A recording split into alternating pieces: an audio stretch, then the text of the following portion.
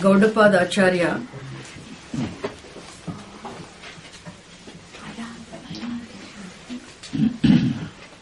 from the 75th Karika has been discussing the cause of samsara being the ignorance, the solution, the means of freedom from the samsara being the attainment of knowledge. Here, the ignorance by itself does not cause the problem, but the ignorance resulting in the erroneous perception called adhyasaha. Ignorance of the reality as the one's own self. Ignorance of one's real nature. What is that? Turiyam. Turiya Chaitanyam being one's real self. Even though relatively one is Vishwaha, absolutely one Swarupam is Turiya Atma, Turiyam Chaitanyam. I, the experiencer, am Turiyam, the consciousness, the Atma. That must be very clear.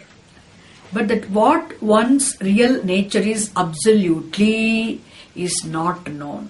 Not knowing one's absolute nature being Turiyam results in what? Results in the adhyasa.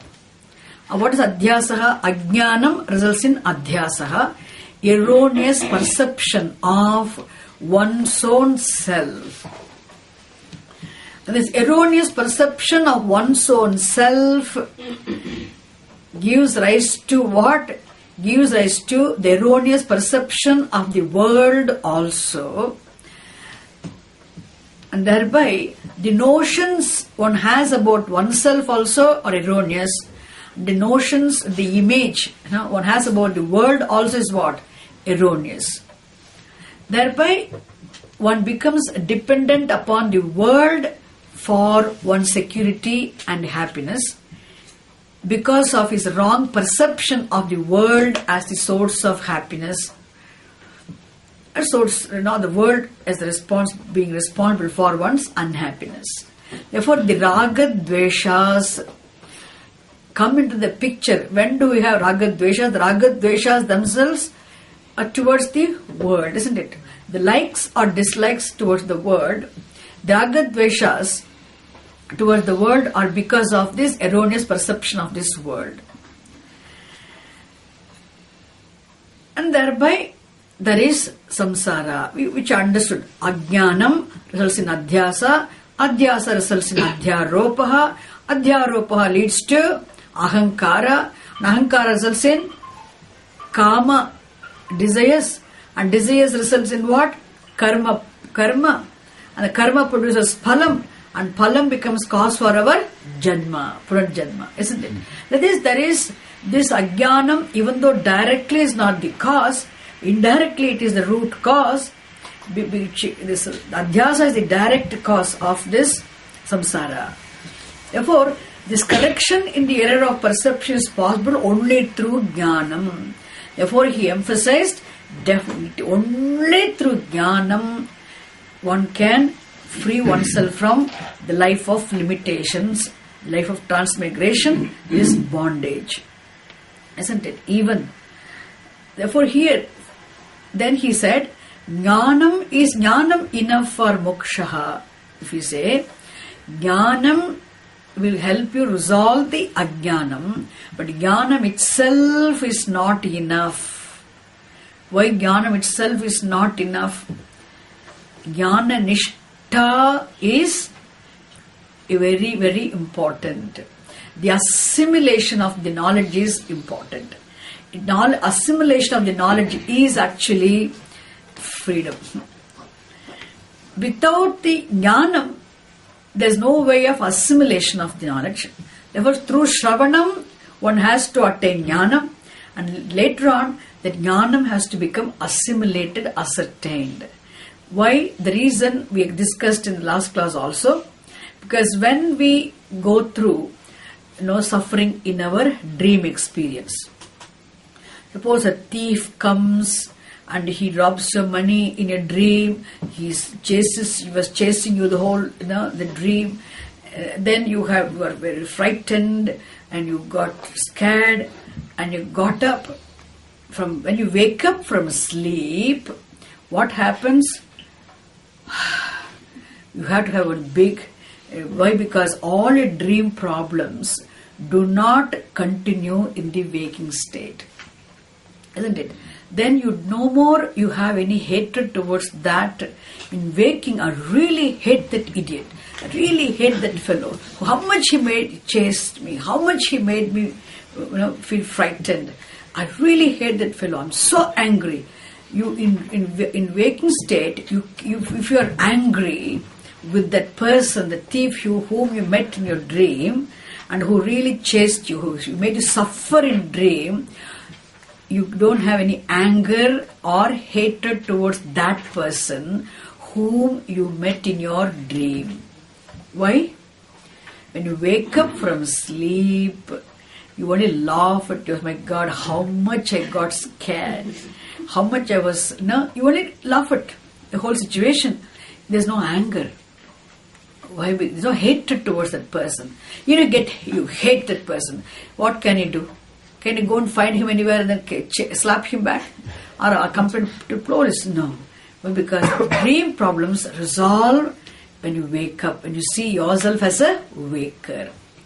It's just, when you see yourself as a waker, the whole thing disappears. It's very easy.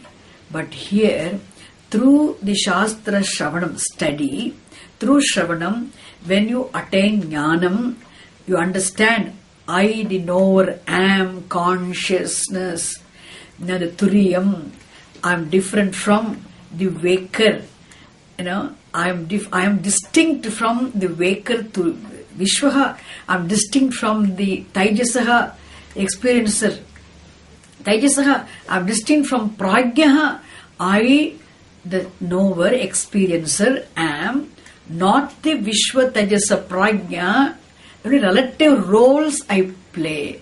Vishwaha is a relative role I play, and Taijasa has also what? Relative role I played in my dream. Actually speaking, absolutely, I, the experiencer, am Turiyam, the consciousness. This knowledge you definitely attain through the Shastra Shravanam, the study of the Shastra. Even after attaining this knowledge also, all the time, effortlessly, you do not remember this knowledge. Do not remember this fact which you have understood. It's a fact. Subtlest fact you have understood. Do not remember. Because of our, the habits. I'm going to discuss this point again in our 6th chapter class also, talks also. We'll discuss that.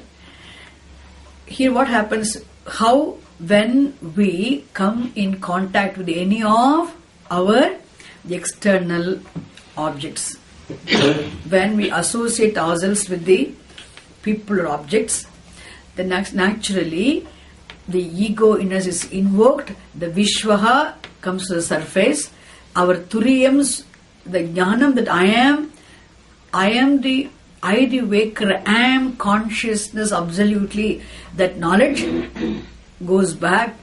It means you forget and you transact in this world as a waker. Then what happens? Then again, the knowledge does not seem to be effective.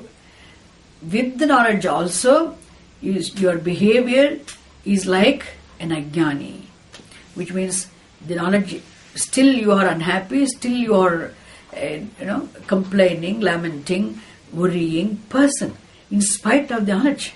Why? Because it is natural for us. Whenever we confront the world, when you are in contact with the external world, you have to transact, interact with the world, the people, and different roles you play you can't help. You have to play the roles. In playing the roles all the time, I am playing the role, you forget. Your real nature, what you are really, you forget. And the role play, which you have temporary role play, the incidental role play becomes your real play, isn't it? Real nature. Then your behavior is like that. That's why I said the whole life is like a big stage, the drama, and where you go, you in green room, what you think of yourself. You know what you are, but you go to the stage, even then you know what you are. You are not that role play you're doing there. You mean, so I'm only enacting this. This is a role I'm playing on this stage at this time with this character. This is the character in front of me. I'm playing this here. What now? This is a wife, a character's wife in front of her, and in this place I'm playing this role, the husband role, isn't it? Which is incidental, temporary role. But what I am absolutely, I'm not this absolutely, but relatively I'm playing this role. This we never remember this, isn't it? Imagine what will happen if the actor who goes there and really mistakes himself for the role, he does not want to leave the stage, isn't it? And psychiatrist has to go and sedate him and take him to the hospital and then put him there and then to give him some shock treatment and everything and correct him and has to send him back. Oh, I'm not that beggar who acted as a beggar. Like that, no? Shastram also is what now? That's what Shastram gives shock treatment. Shastram has to give the shock treatment to all the mad people. You know, we are very too bad, and then Bhagavan will chain us also.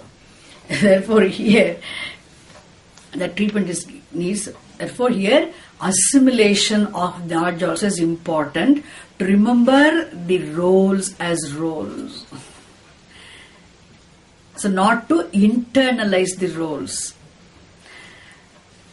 What assimilation is for, what should we do? Therefore, Nididhyasanam is emphasized. Gaudapada Acharya says what? Shravana dwara ajnana nivrittihi. Isn't it? But Nididhyasana dwara, what happens? The jnana nishtha. So, only through Shravanam you can resolve the ignorance. But after having got a clear understanding, one has to repeatedly dwell upon the teaching to really assimilate. Assimilation is important. Nididhyasanam is important. And before Nididhyasanam, one should become very clear also about one's real nature. But until the teaching becomes very clear, one has to do repeatedly Shravanam.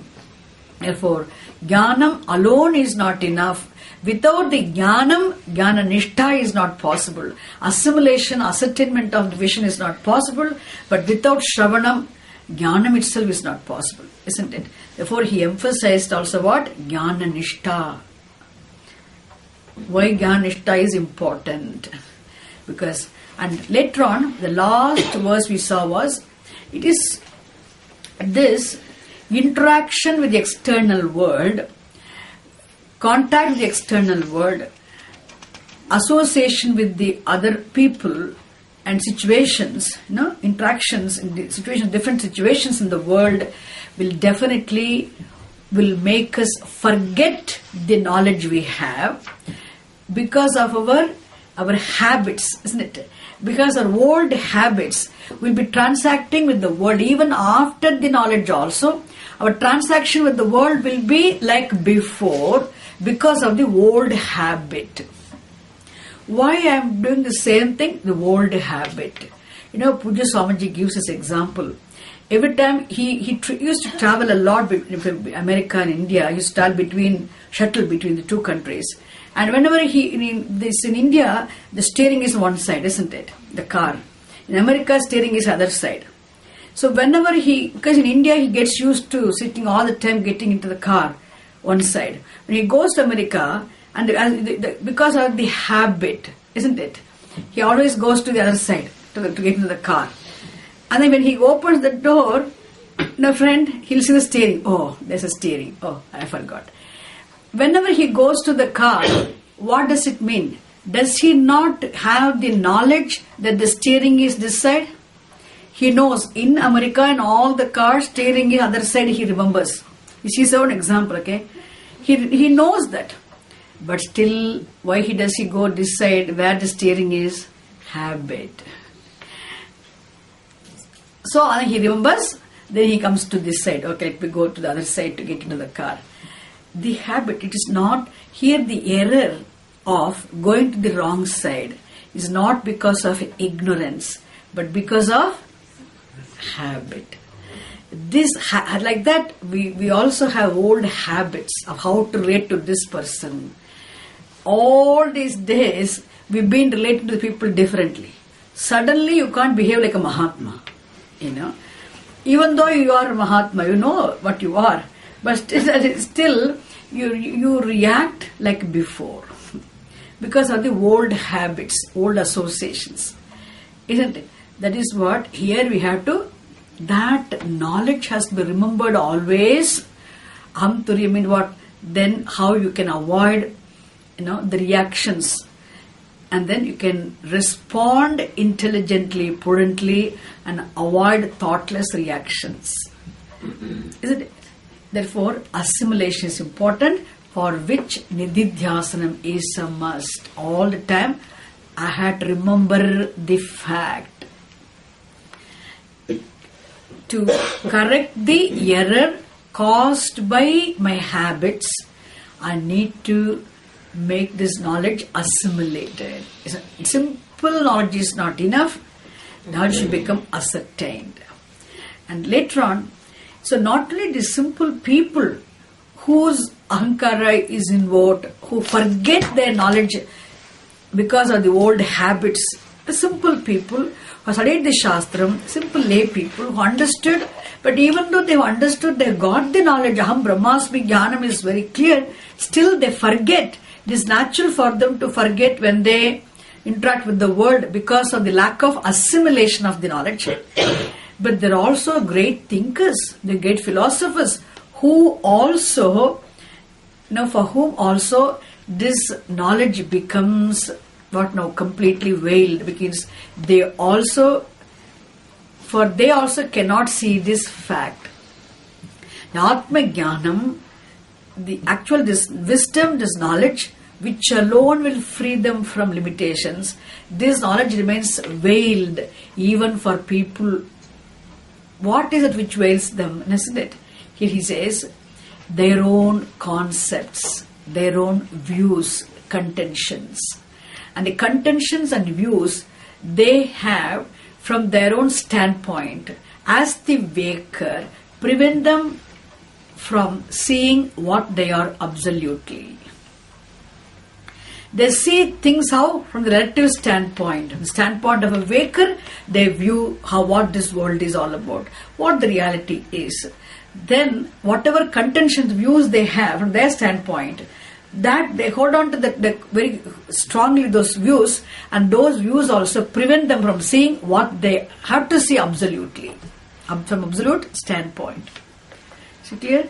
And Garupadacharya gives, we saw last class, how Nyaya Vaiseshika says, what is Nyaya Vaiseshika's view, and what is this Yogachara Bauddha's view, and what is this Jaina's view, and what is Madhyamika Bauddha's view. These four philosophers he mentioned there, and how even for these people, their views really cover their intellect, which means they're also deprived of the vision of the reality.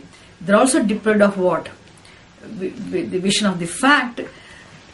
Is it? Therefore, they also remain bound. They also remain bound. Not only the ordinary people, the lay people, even the so-called philosophers, they remain ignorant of the truth.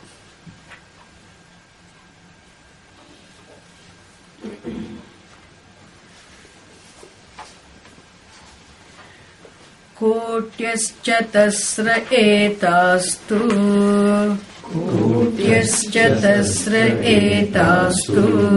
ग्रहैर्यासां सहावृतः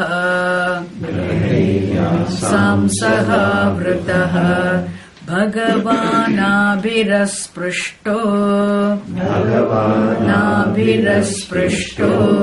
येन दृष्टः स सर्वदृक्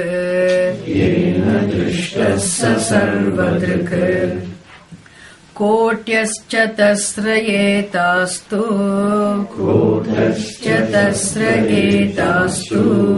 ग्रहैर्यासां सहावृतः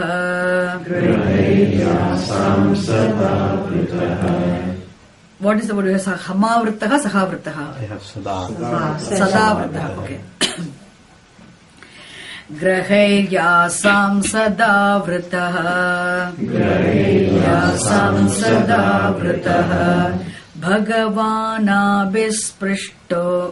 Bhagavanabhirasprushto Yena drishtassa sarvadrik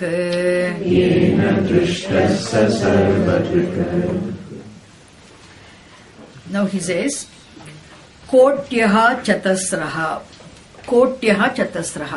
The word Kotyaha means is a plural form of Kotihi. Kotihi means here the view, the contention, the opinion.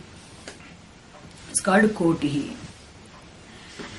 Not our Tamil, the Koti means there 1 crore, isn't it?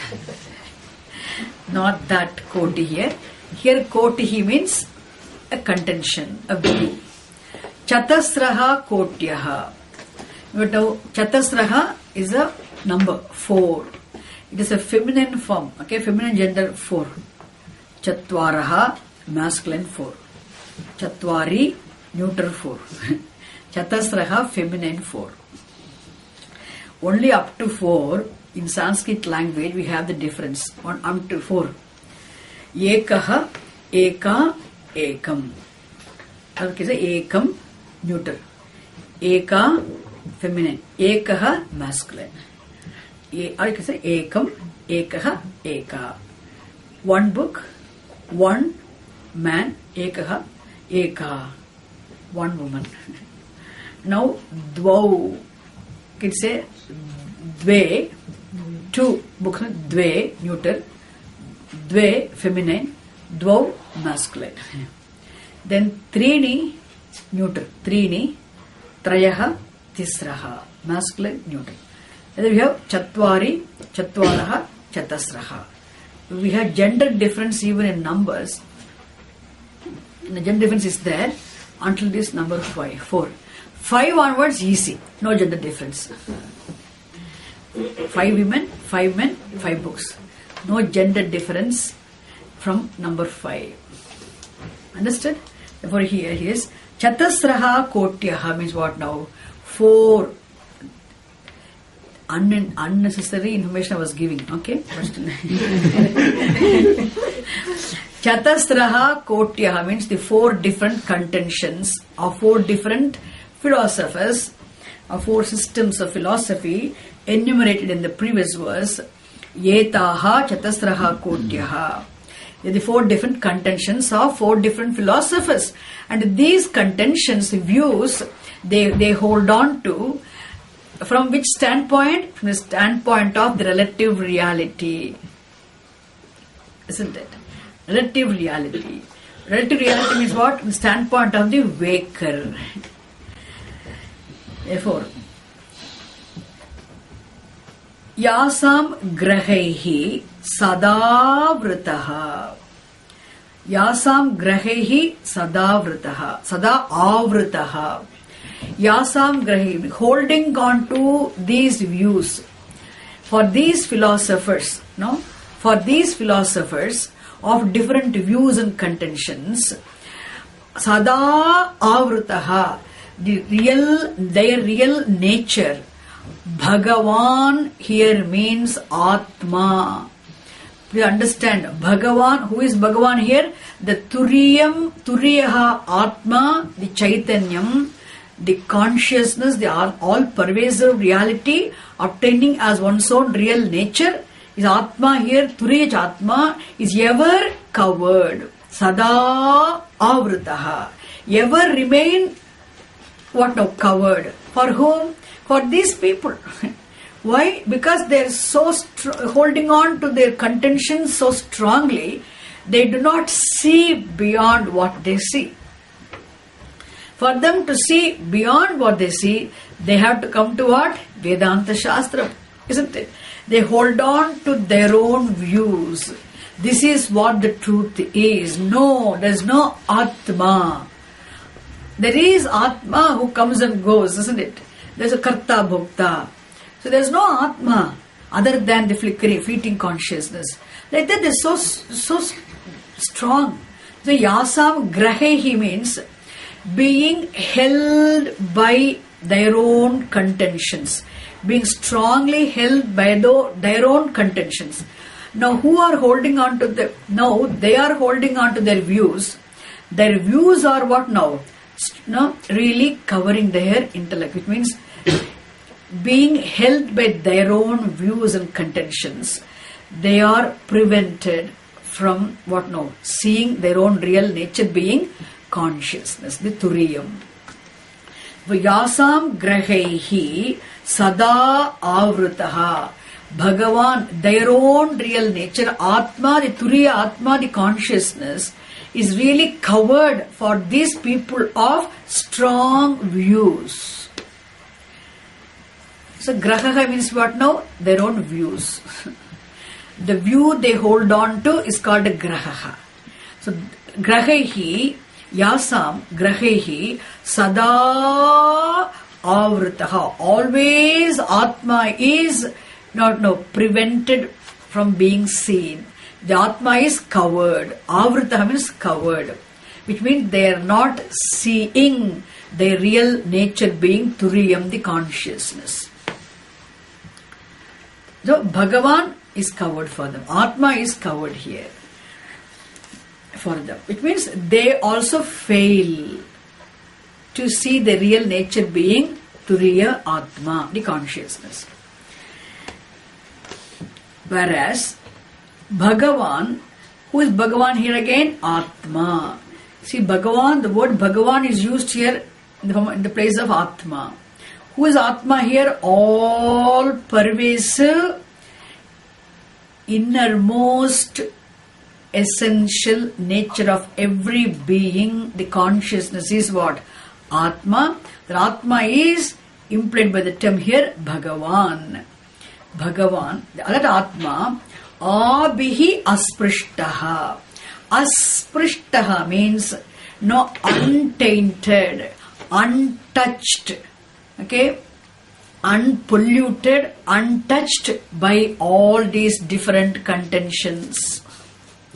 Can any of these contention now pollute the Atma, or touch the Atma, taint the Atma, contaminate the Atma? No. Therefore, Atma, the all-pervasive reality obtaining as the essential nature of every being here, is completely untainted, untouched by what? These different views. Isn't it? Well, how we say? Because, please understand here, every view, every contention a person has from the standpoint of the one's own self as a waker. This is how I see this. When you say you are seeing yourself as a waker, isn't it? When a person who has any contention, any view, that view or contention is from the standpoint of the waker. Got it? And a contention becomes what now? Concept. Any contention, view is a concept. Any concept is a thought, and in the form of a thought, and thought is Anatma. What about the Bhagavan Atma here? Atma is the very swarupam of the conceiver, distinct from the concept. Is it clear?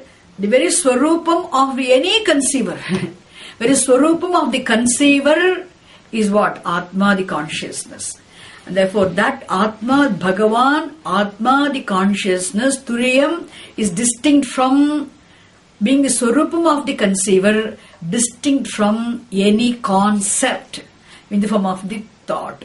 Any concept is a thought, and a thought is an object, and therefore what? Any thought is mithya.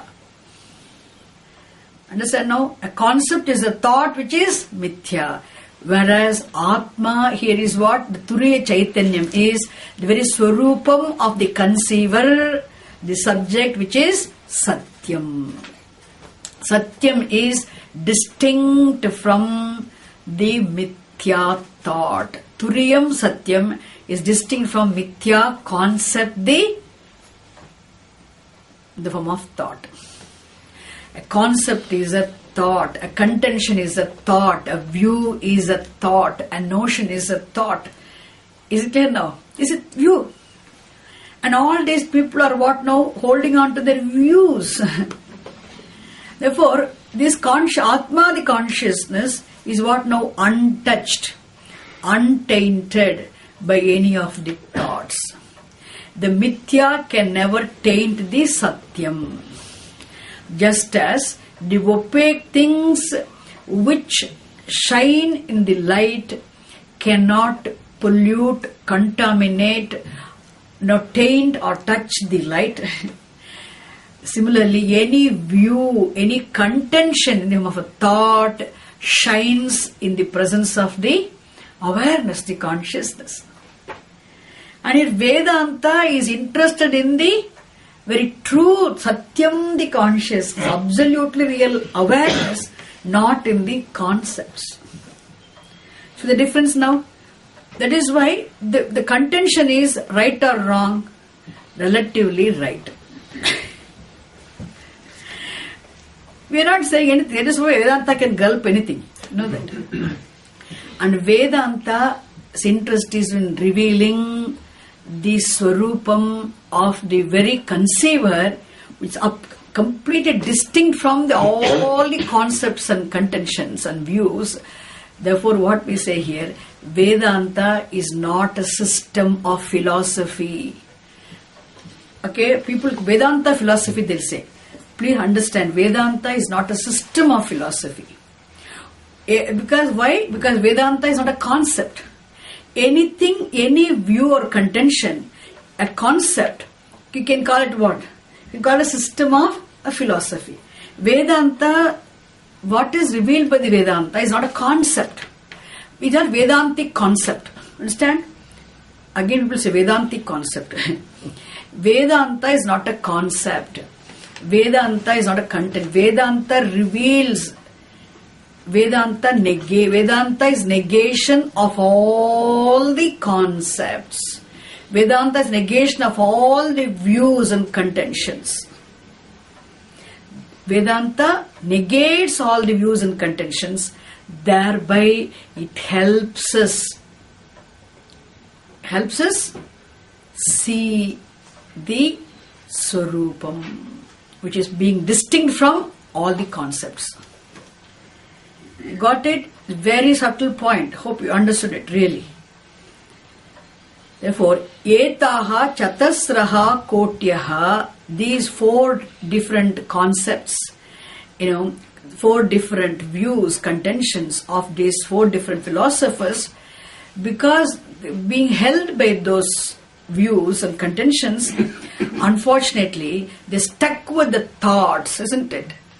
They are not prevented from seeing their real nature, being Turiyam, the absolute reality being their own Swarupam, the Turiya Chaitanyam, which is the very Swarupam of the conceiver, which is distinct from these views. Isn't it? They do not see the truth. They are why avritaha. this truth, Bhagavan, the truth, the reality, the Atma is covered for them. Understand? Attention is stuck in the thought, the views. Yes, Bhagavan, whereas now understand, Atma, Bhagavan, here Atma, the Bhagavan, is asprishtaha, absolutely untainted, untouched by any of these thoughts. No view, no contention, no thought, no concept can ever pollute, touch, contaminate, taint the consciousness. Why? All the contentions shine in the form of thoughts, in the awareness, the consciousness, which is your real nature. Got it? So, under this way, Vedanta is never should be misunderstood as a system of philosophy. Vedanta negates all the systems, all the thoughts. Then it helps you see what the reality is. What is beyond the concepts, beyond the thoughts. Therefore, Bhagavan abhihi asprishtaha.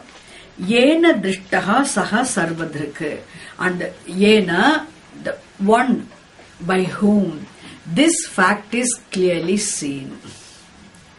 Yena drishtaha means the one by whom this fact has been clearly seen. Fact was seen. This fact is seen by whom? He alone is the seer of the truth. The seer of the truth is the seer of everything. Sarvadrik means, seer of everything means the seer of the whole. Seer of the whole means what? He is Sarvajnaha.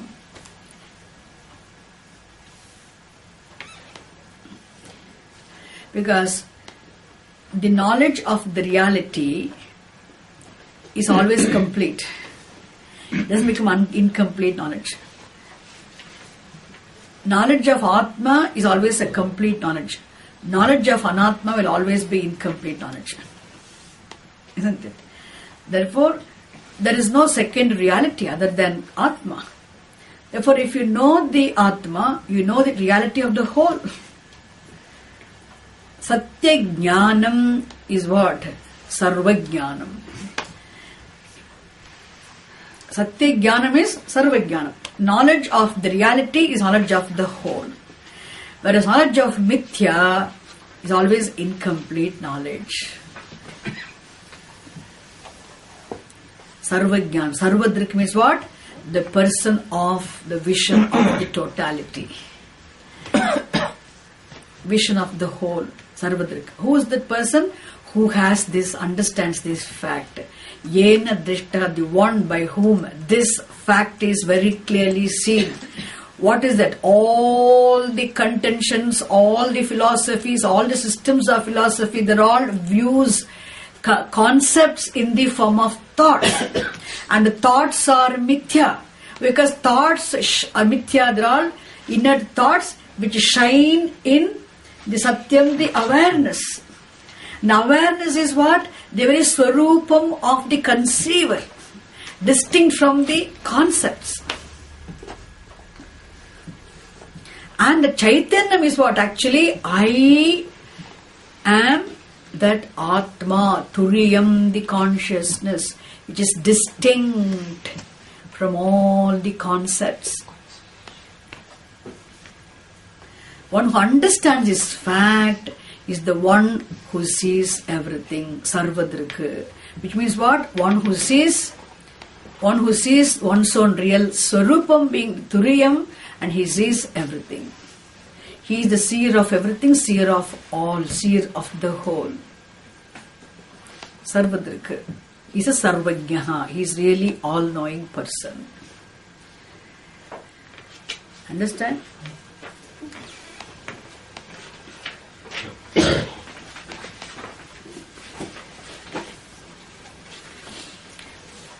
Paramartha Panditaha Sarvajnaha. Shankara says in his commentary, Sarvajnaha Paramartha Panditaha.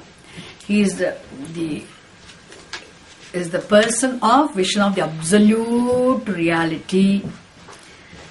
Is all-knowing, Sarvajnaha, knower of everything, knower of the whole.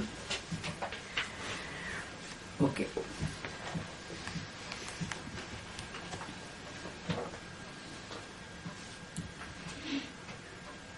Prapya sarvajnatam kritsnam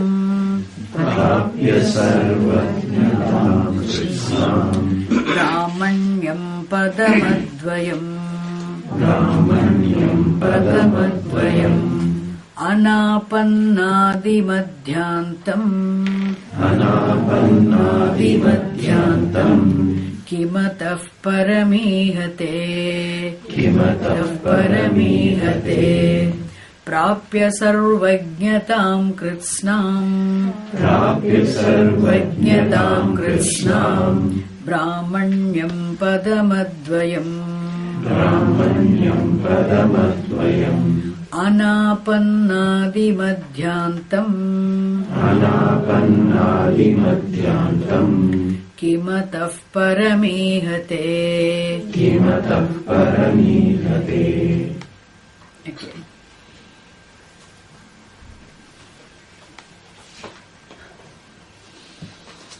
In this verse,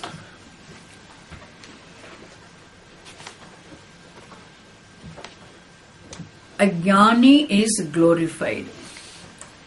This verse presents the glory of a wise person. Whenever the wise person is glorified, the glorification of the wise person is the glorification of the very wisdom itself. What is wisdom here? The Turiya Jnanam. Turiya Atma Jnanam is the knowledge of one's real Swarupam is what? The wisdom here. Self-knowledge is the wisdom. Nothing else is considered as wisdom in the light of Shastra. Okay. Sarvajnatam kritsnam prapya. Sarvajnata means sarvajnatvam. Sarvajnatvam means what now? Having attained the status of being the all-knowing.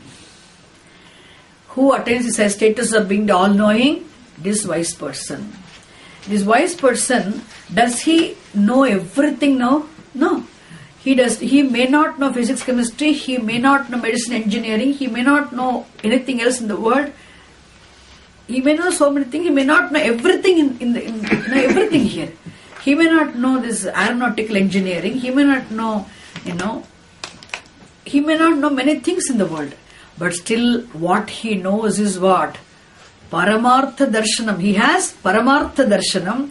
He has the Paramartha jnanam. Isn't it? He has the vision of the absolute reality, ultimate truth of the whole as his own essential nature, his own Swarupam. This person, therefore what now? He has the attained status of being the all-knowing. How? By knowing one thing, everything else becomes known as it were. Where did we hear this? Mundaka Upanishad. What was the question asked? Kasmin vijñāte sarvam vijñātam bhavati. What is that by knowing which everything else becomes known as it were? Is. So he says, knowing one thing, everything else becomes known as it were. That is Param Brahma Chaitanyam. So Turiya Jnanena Sarvam Jnatam Bhavati. Isn't it? Everything becomes known as it were. Isn't it? Knowing the water, the H2O, being the truth of one wave is as good as knowing what now? All the waves. You don't need to go and see all the way one by one. What is this wave? What is this wave? What is this wave? You need not go and search for every wave. By knowing one thing, everything becomes known as it were. Therefore, by knowing the truth of one's own self, as Turiyam, distinct from the Vishwa, Taijasa, Prajna, knowing Turiyam, this person, Sarvajnatam Prapnoti. Sarvajnatvam Prapnoti. But now he attains the status of being the all-knowing, Sarvajnaha. He gets the title Sarvajnaha. Only we say, okay? He doesn't say, I'm Sarvajnaha, you know? It's not the wise person who goes and boasts everywhere, I'm Sarvajnaha. No. Shastra gives the title to Mahatma, who has the vision of the truth as his very real nature. For him, a Bhagavan is, very Swarupam is Bhagavan, and that Swarup is what? The whole. For him, Bhagavan is what now? Self is the whole. Therefore here, Sarvajnatam Prapnoti. First he attains the status of being the all-knowing. Then, next, Brahman Krishnam Sarvajnata means he's absolute, totally. Krishnam Sarvajnata means his knowledge is complete knowledge. Knowledge of the reality is always complete knowledge. Knowledge being the complete knowledge, he attains the status of being the all-knowing. Then, Brahmanyam Padam Prapnoti. Second, Brahmanyam Padam Prapnoti. He attains the status of being the Brahmanaha. We always say, who is a Brahmanaha? Who is a Brahmanaha? By birth, if one claims oneself to be a Brahmana, he is only relatively a Brahmana, isn't it? But who is absolutely a Brahmana? In the books of Shastram, the Brahmanaha is the one who knows Brahman, the absolute, incomparably, limitlessly big reality, the consciousness, the awareness, being the Turiyam Chaitanyam, distinct from Vishwa Taijasa Prajna. I'm using the Mandukya Upanishad words now, okay? Instead of using different words. Vishwa Taijasa Prajna. You should remember all those words. At least from listening to all these 4 chapters, Vishwa Taijasa Prajna becomes very clear, isn't it? Therefore, I am the Turiyam, I am the Turiyam Chaitanyam, distinct from Vishwa Taijasa Prajnaha. Turiyaha Atma. One who has this knowledge, such a person alone knows what now? The truth of the whole. Because Eka Vijnanena Sarva Vijnanam, isn't it? By knowing one thing, he knows the truth of everything. Thereby, he is called what? Sarvajnaha. As Sarvajnaha, he is a Brahmanaha. Sarvajnaha alone is a Brahmanaha. Who is a Brahmanaha? Sarvajnaha is Brahmanaha, not Alpajnaha. One who knows little is not, I'm a Brahmana, I've come from this place, If he has strong Vishwa identity, isn't it? And he knows very little. Such a person knows very little. Therefore, Alpajnaha is not a Brahmanaha, but Sarvajnaha is a Brahmanaha. Sarvajnaha is the one who knows his real nature being Turiya Atma. So he attains the status of being the Brahmanaha. That's next status. Others are not Brahmanas. According to Shastram, Ajnanis are not Brahmanas.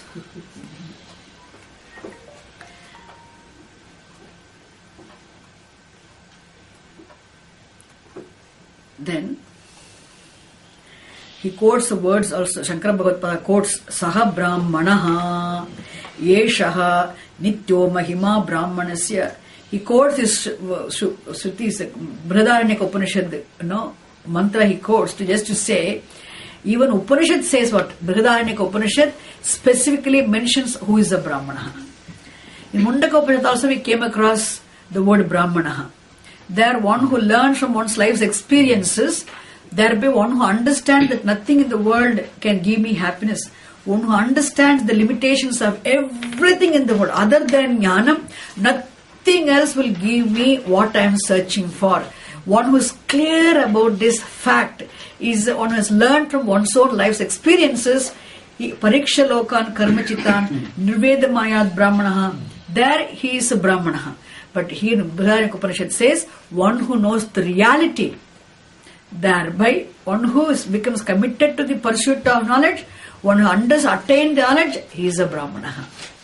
He attains the Brahmana status. Then Advayam Padam Prapnoti. You can say Advayam Prapnoti. Advayam here implies non-dual reality. Non-dual reality is what? Brahman, absolute reality. So Advayam Prapnoti means he attains Brahman, attains the status of being Brahman. See, even though before the knowledge also you are Brahman, you were Brahman. And during when you study through Shravanam time also you are Brahman. To Maranam also you are Brahman.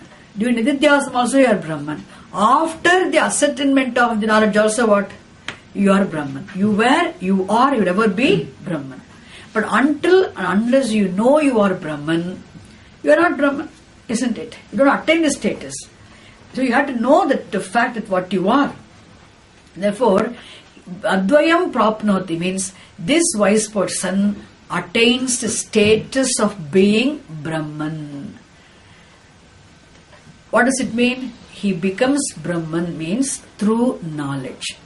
Becoming Brahman, you can never, nobody can become Brahman. Why? Because everyone is already Brahman. So through knowledge, one takes ownership of one's real nature being Brahman.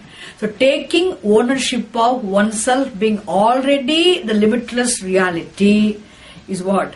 Becoming Brahman, attaining the status of being Brahman. So he has mentioned 3 now, no? So, Sarvajnatam Prapnoti, Brahmanyam Padam Prapnoti, Advayam Brahma Prapnoti. Isn't it? Now, Anapannadi Madhyantam. And this word talks about Adi Madhyantam Anapannam.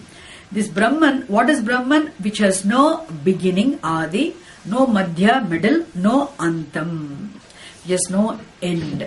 So this Adi Madhya Anta Anapannam. Anapanna Adi Madhyanta means this Brahman, the word Advaya means what? Non-dual reality Brahman has no beginning, has no end, no middle means what?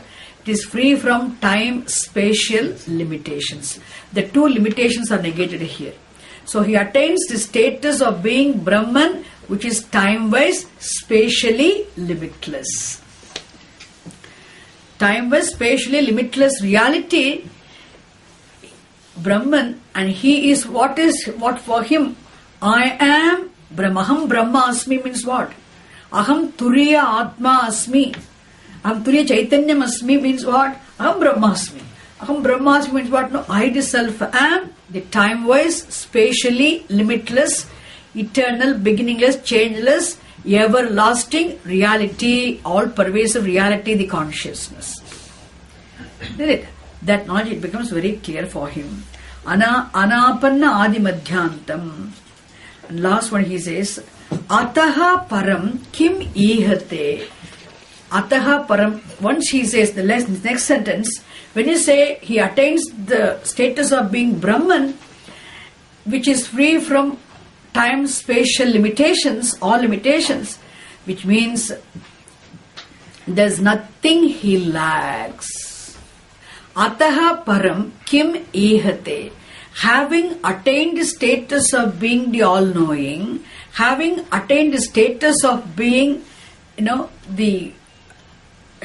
being the Brahmana, having attained the status of being what? Being the Brahman itself, then what else does he desire?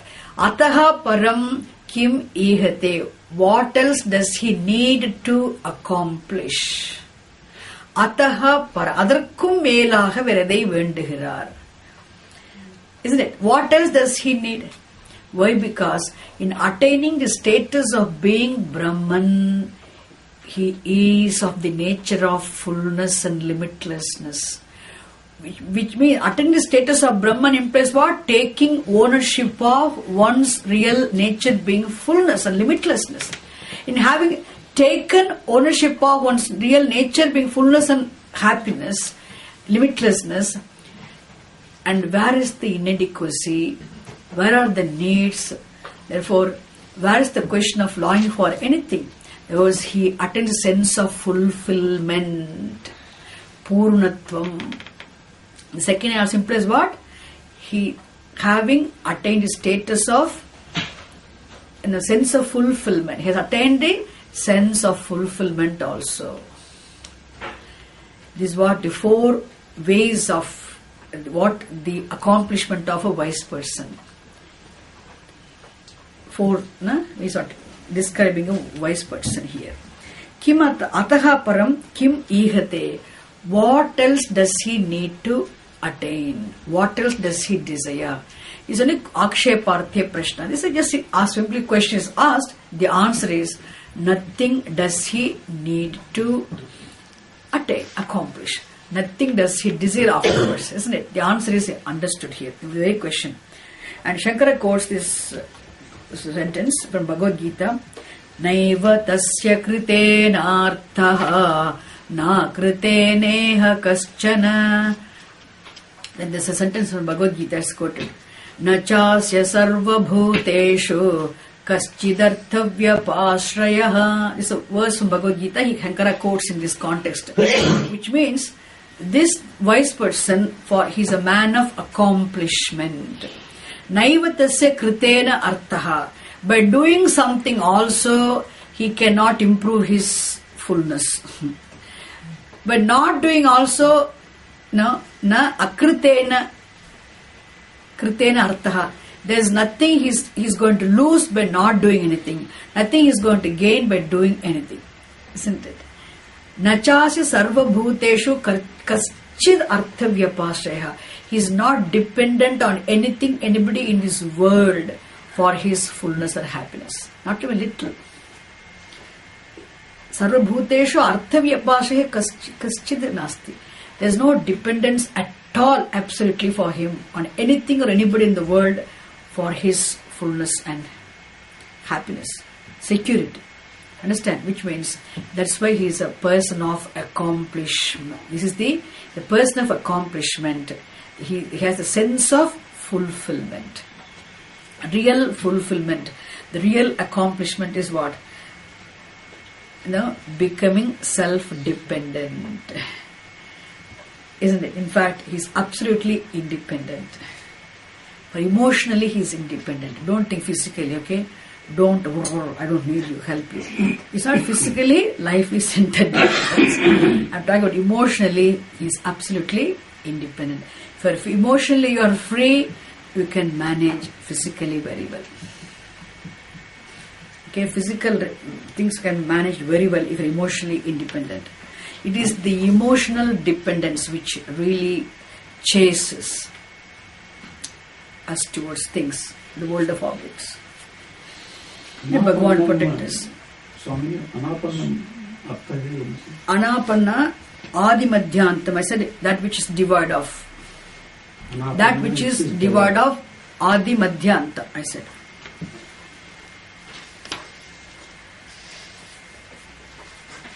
It is adjective for Advayam Brahma.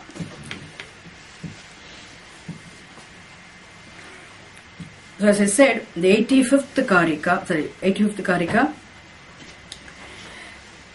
describes the wise person how, glorifies, saying what he attains these four things. What four things? He attains Sarvajnata, he attains Brahmanyam Padam, he attains the Advayam Brahma Padam, then Anapannadi Madhyantam Advayam Brahma Padam. Kimata Paramihate, that question implies what else he needs to achieve, having accomplished the sense of fulfillment. Why? Because he revels in attainment of Brahman implies attainment of what? Fullness. There is no attainment here. Attainment is in terms of knowledge. Is it taking ownership of his real nature, the Turiyam, as his real self, is the attainment. There's no real attainment here.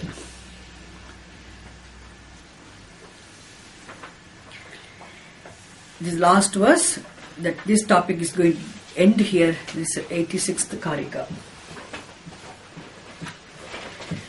Vipranam vinayo hyeshaha, Vipranam vinayo hyeshaha, Shamah prakrita uchyate, Shamah prakrita uchyate, Damah prakritidantatvat, Damah prakritidantatvat, Evam vidvan shamam vrajet, Evam vidvan shamam vrajet, Vipranam vinayo hyeshaha, Vipranam vinayo hyeshaha, Shamah prakrita uchyate, Shamah prakrita uchyate, Damah prakritidantatvat, Damah prakritidantatvat, Evam vidvan shamam vrajet. Evam vidvan shamam vrajet.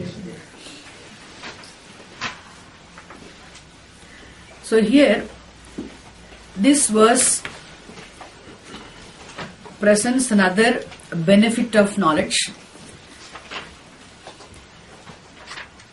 the consequence of knowledge, the effect of knowledge, how this assimilated, ascertained vision of the reality in one's own real swarupam, nature, one's own self, results in having all the disciplines as very natural traits. All the disciplines means what? Samadhi Shatka Sampatti. We can talk about Sadhana Chatushta Sampatti. We discussed there all the disciplines.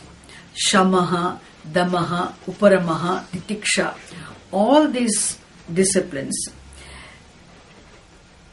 Disciplines which have to be practiced, seriously. To practice them, one has to really make efforts, isn't it? Deliberately, one has to take initiative and put in efforts to practice them, to live those disciplines, and also to live the values, like humility, absence of arrogance, like all these other values, disciplines, everything which have to be practiced deliberately with lots of efforts. By whom? By a person who seeks knowledge. As a jignasu bhaktaha, as a person who is committed to the pursuit of knowledge, knowing the value of knowledge, when a person really makes efforts to become qualified for this knowledge, in order to be eligible to attain the knowledge, to have the contemplative disposition of the mind, this person makes really efforts, isn't it? With great difficulty, this person has to follow these disciplines. By practicing this, then what he has? Relative maturity, relative purity he attains, isn't it? This relative purity, one attains by practicing these disciplines. How? With effort, by putting a lot of efforts, he attains these things, isn't it? And then, because as an ignorant person, these efforts are involved there. But here, as a wise person, all these disciplines become the natural traits for him. Okay, mental purity, Antakarna Shuddhi has to work as a karma yogi. But here, as a jnani, Antakarna Shuddhi is what? Not relative purity, now absolute purity is the state. Now, absolute purity is the swabhavam of his mind. His mind is absolutely pure. A karma yogi, to have relative purity, has to work hard. Whereas a wise person's absolute purity becomes his swabhava, natural state of mind. For relative steadiness, the karma yogi has to work hard. But absolute steadiness, tranquility becomes very condition of the mind of a wise person. In fact, we can say this verse compares, like a comparison, like a karma yogi doesn't say here, but I can say that. What all a karma yogi has to have to become mentally pure and steady. That purity and steadiness a karma yogi has is only what? Relative. To become relatively pure, relatively steady, he has to work hard. But wise person is effortlessly, naturally, absolutely pure and steady. Okay, what is practiced effort with efforts by an ajnani becomes what? Spontaneous nature of ajnani.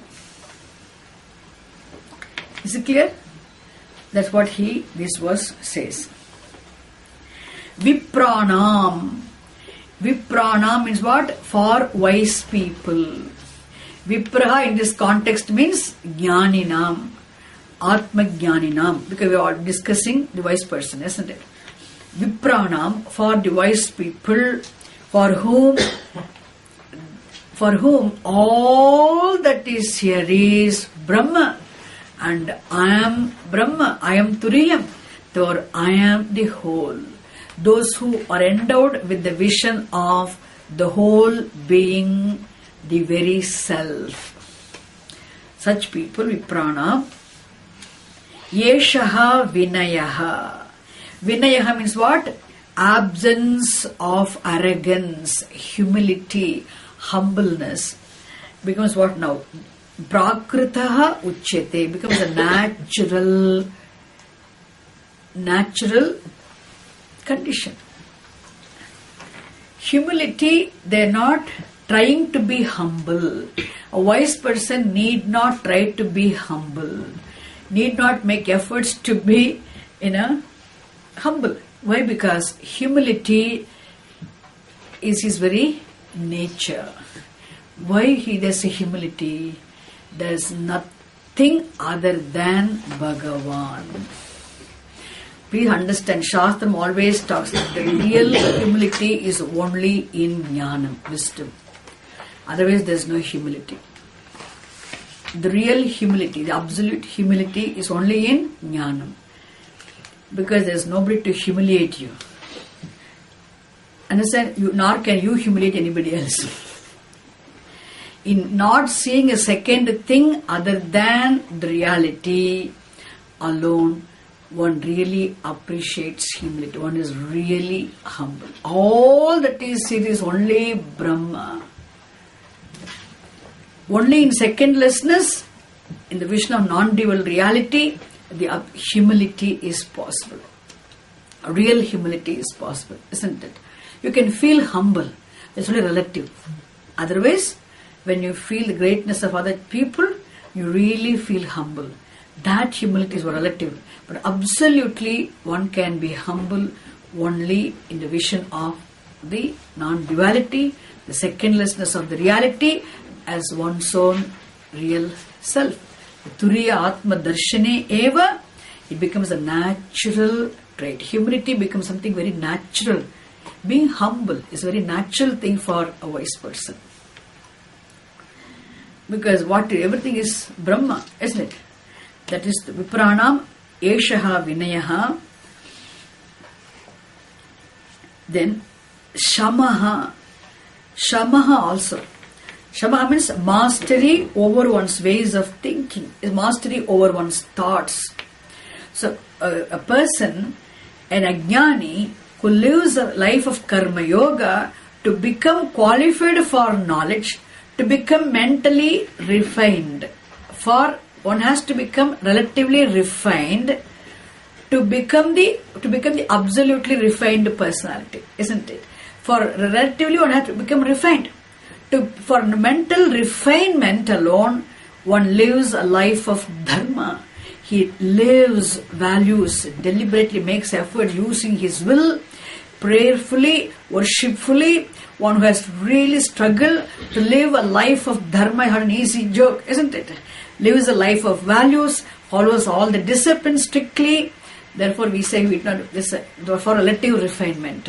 But for a wise person, mind is what? Absolutely refined personality. The person of absolutely refined personality is what? The wise person. Therefore, Shamaha prakriti uchyate. Shamaha also, the absolute refinement, refined mind is the very nature of the mind of the wise person. Absolutely refined mind. Absolute refinement is the very nature of the mind. Very naturally there for a wise person. So relative refinement, a karma yogi has to work for. But absolute refinement is naturally there for a wise person. What Shamaha prakrita uchyate. So Vinayaha is very natural. Then Shamaha is also very natural. Damaha prakriti dantatvat. Also what now? Damaha prakriti dantatvat. Damaha again what? Mastery over one's senses. Also, as a karma yogi, as the one who wants to become mentally refined for knowledge, such a person has to make a lot of efforts to have mastery over his senses. Even then he can have only relative mastery over the senses. Efforts help a karma yogi to have relative mastery. But for a wise person in jnanam, effortlessly one has absolute mastery over the senses. A wise person has mastery over senses, absolute mastery over senses and mind, and all the disciplines become naturally there for him. Understand? Whereas for a karma yogi, effortfully he can have only relative mastery. Got it? Which means, what is a means of discipline? Preparatory means for a karma yogi becomes the very lakshanam for a jnani. What is a sadhanam becomes a lakshanam for a jnani. Sadhanam is for a jnani, a karma yogi, but lakshanam for a jnani. So initially use these disciplines as sadhanani, then they become your lakshanani. You become your very nature. So now you are working very hard to become humble. In jnanam, helplessly you will be humble. I want to have mastery over my mind, ways of thinking, thoughts. Effortlessly you will have mastery over your thoughts. Absolutely mastery over your thoughts. And I want to work very hard. Initially we have to have mastery over our senses. We are working hard to have relative mastery. In jnanam you have absolute mastery. Why? Because where there is revelation fullness, then naturally you can have mastery over everything. That is why if you have the knowledge, you have mastery over your own mind. And having, that's what is self-conquering. Conquering one's own mind is as good as conquering the whole world. We need not go and conquer everything. The conqueror of one's own mind is the conqueror of the entire world. Isn't it? That is possible only through wisdom, knowledge, assimilated, ascertained vision of one's own real nature, being Turiyam. Therefore, Vidwan Shamam Vrajet, which means, how do we know this person is absolutely humble? This person has all the values. This person has, how do we know that? All the disciplines, everything is very natural for this person. the person's absolute tranquility, mental tranquility is the proof. You can't measure how peaceful the person is, unaffected internally, because you have your own perception. Huh? Always we are ready to measure everybody's, because we see from our own standpoint, isn't it? You measure. That's why you can never measure. So the unafflictedness, the absolute tranquility the person enjoys, no? Which is also Bhagavan for such a, which is also Brahma for such a person. That is the measuring thing, to know that this person has absolute mastery over everything. Senses, mind, and all the disciplines are very natural traits for him. You can include everything, compassion. We try to be, whatever you try to be, for him it's a natural trait. Okay. You can have your tea. Radha, just know he's watching. Refresh that word again.